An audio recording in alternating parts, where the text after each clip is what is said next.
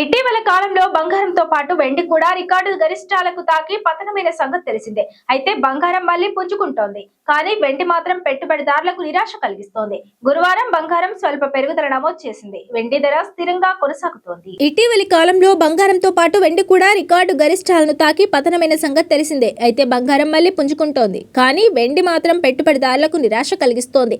గురువారం బంగారం స్వల్ప పెరుగుదలకు నమోదు చేసింది. వెండి ధర స్థిరంగా కొనసాగుతోంది. ఈ రోజు ఉదయం 6:30 సమయంలో 24 క్యారెట్ల 10 గ్రాముల బంగారం ధర 1,59,610కి చేరింది. ఇక 22 క్యారెట్ల 10 గ్రాముల బంగారం ధర 1,46,310కి చేరింది.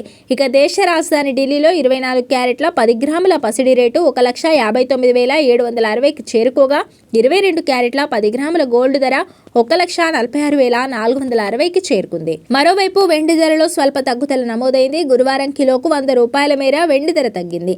మళ్లీ 3 లక్షల రూపాయల దిగువకు వచ్చేసింది. ఈ నేపథ్యంలో ఈ రోజు పలు నగరాల్లో బంగారం వెండి రేట్లు ఎలా ఉన్నాయో చూద్దాం. హైదరాబాద్ లో 1,59,610 రూపాయలు 24 క్యారెట్ల బంగారం అయితే 1,46,310 22 క్యారెట్ల బంగారం ధర. వెండి విషయానికి వస్తే హైదరాబాద్ లో 2,99,900 రూపాయలకు చేరుకుంది కేజీ వెండి ధర.